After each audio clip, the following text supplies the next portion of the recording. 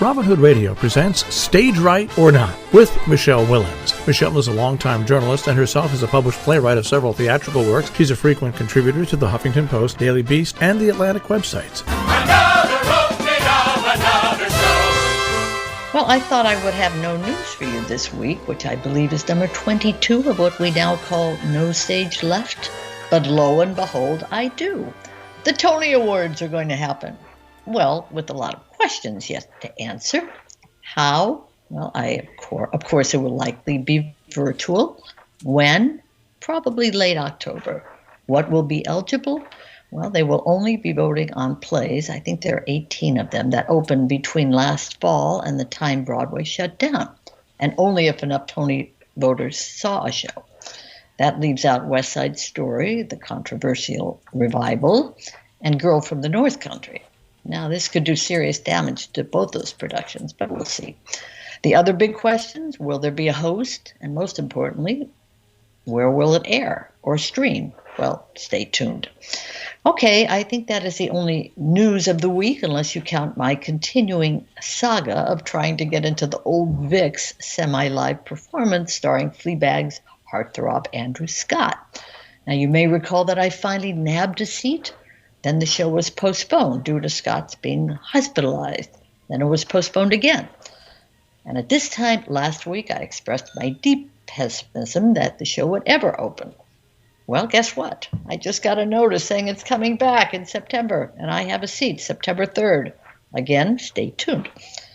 So, what did I watch this past week that hopefully will remain available on YouTube or on the hosting group's site? My favorite was the Barrington Stage Company's reading of Judgment Day by Rob Ullin. Now, he's a successful TV writer, but this is his first play. It's very funny, but also probing in its exploration of morality and faith. The stellar cast includes Patti LuPone as a hilarious angel, Michael McKean and Santino Fontana as a pair of bickering priests, and mostly Jason Alexander in the leading role of a nasty, deeply corrupt man who literally comes back from the dead and tries to make up for his past deeds. I was laughing out loud more than I have in a long time. Bravo to Barrington Stage, and I hope this reading turns into a real production for them. Now, my other notable viewing, one that made me cry out loud, was the latest offering by Theater of War. This is the entity that spends the first 45 minutes having top-notch actors, including Oscar Isaac, Jeffrey Wright, Frances McDormand, and more, reading scenes from Sophocles and other mostly Greek writers.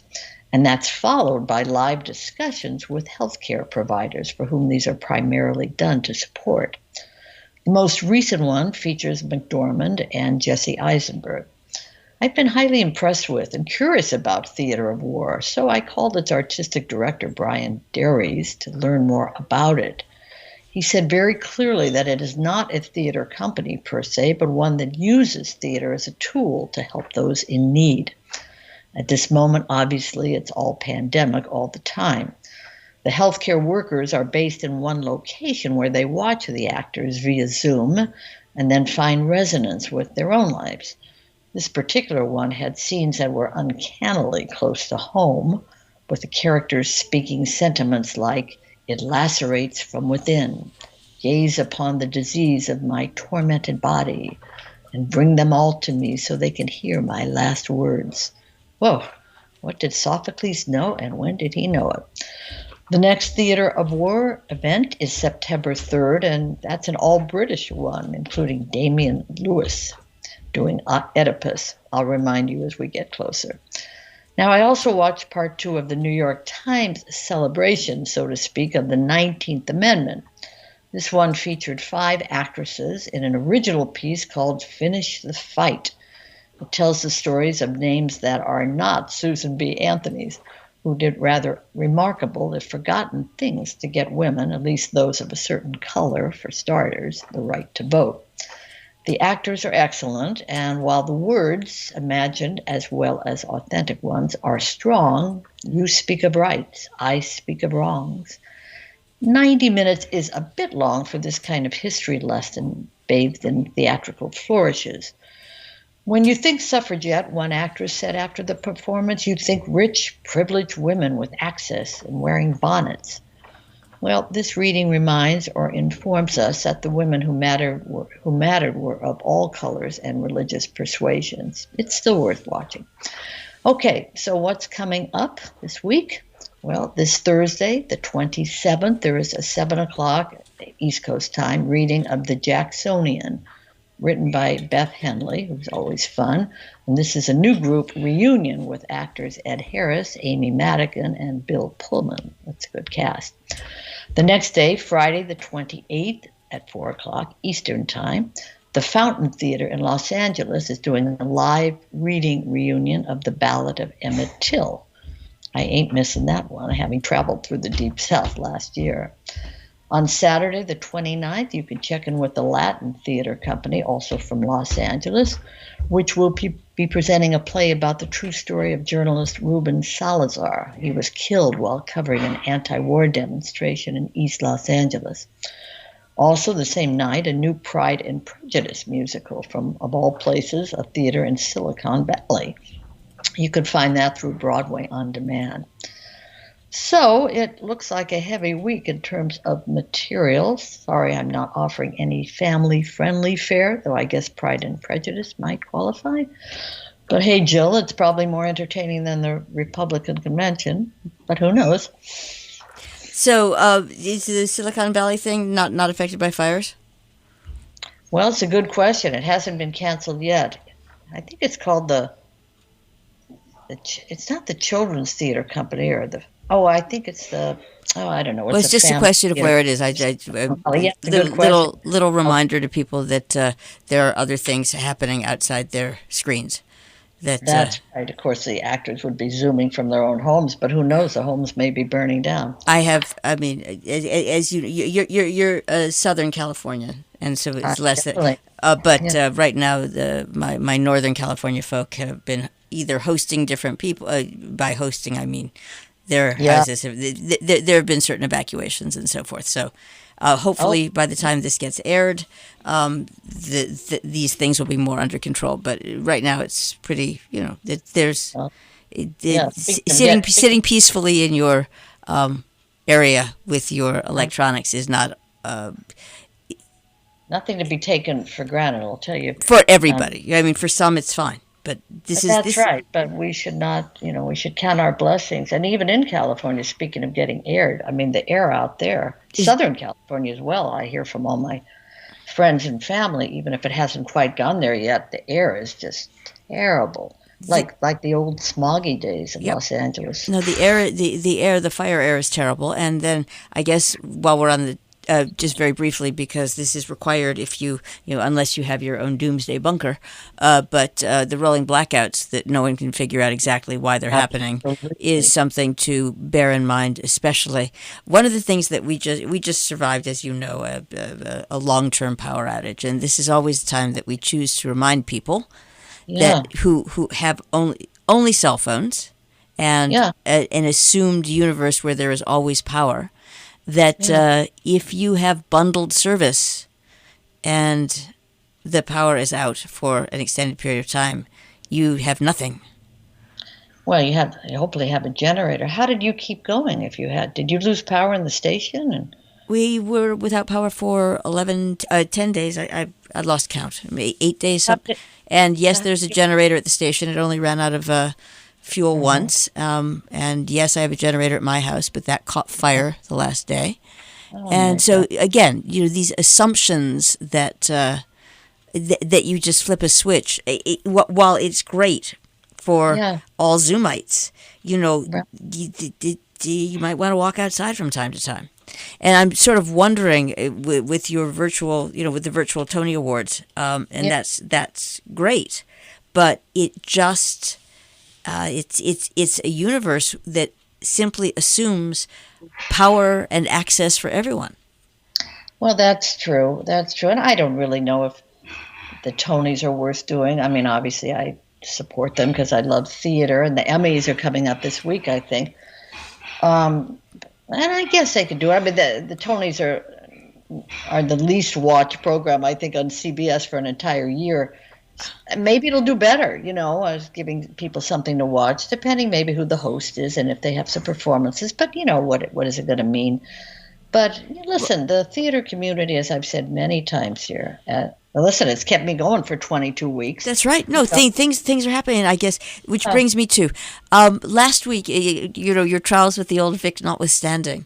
I saw recently a review for and I believe you mentioned this, the Donmar Warehouse production of Blindness.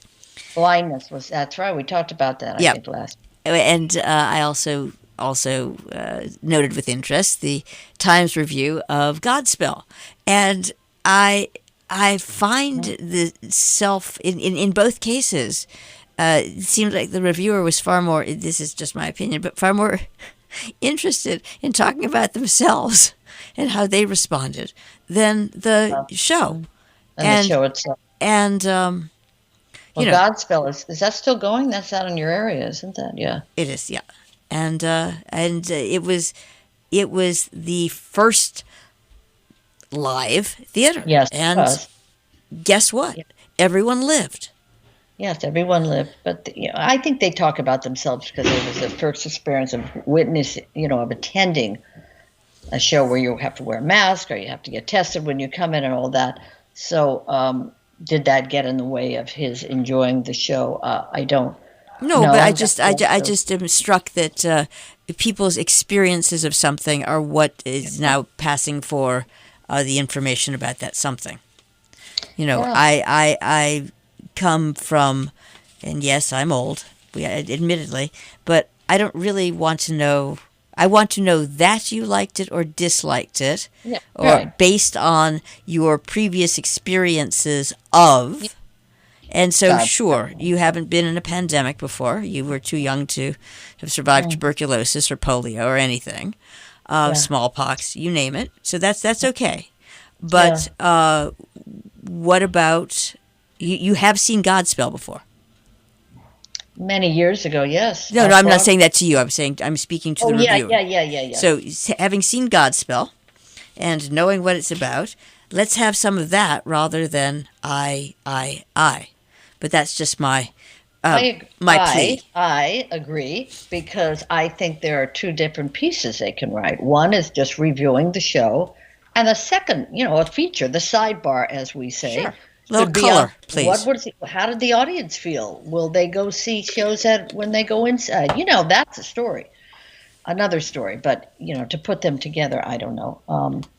But I'm sure that's what he was sort of saying, the first experience. But listen, people are doing. They're trying. But the big I have to say, I've talked to a lot of theater lovers who come to New York to see theater, and they just don't know. Not about not coming to New York, but about sitting in a big theater. So here's my question, because the Sunday Style section of the New York Times, just last, I think it was last Sunday, not this past Sunday, but last Sunday.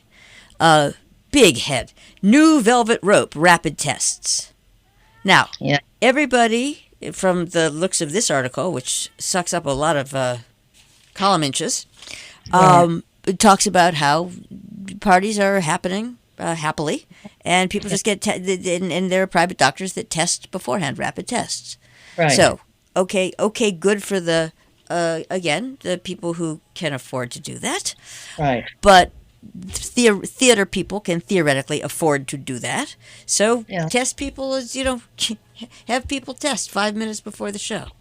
Yeah, and sit every 3 stairs away. Right, but I just if this is happening, then it's sort of I'm not going to pick the word. It's like, okay, if you can do this for a party and you've got plenty of funds, let's just say eating outside with other people 3 tables away or something. Yeah. And so I just like, all right, you got that. New velvet rope. I remember velvet rope standing again, I'm old, standing outside of a theater waiting to get in. So it'll come back. I hate to name drop, but I was at a restaurant the other night outside here. I'm just visiting some friends out here on Long Island, and Jimmy Fallon was there, the late night host. And we talked to him quite a bit because my husband produces Dateline, and Jimmy Fallon is obsessed with Dateline, so that was our way in. But then he was telling us he just went back from his home to actually doing a show out of Rockefeller Center. He said it takes him 45 minutes to get from the downstairs lobby up to his office because he has to go through so many tests on the way up. Literally 45 minutes on every floor. He has to stop and get his temperature taken. It's just unbelievable. But he's back. So, listen, we're going to live like this for a while. So be it. But I will be back in a theater, and so will you. Stage Right or Not with Michele Willens, produced in the studios of Robin Hood Radio, robinhoodradio.com.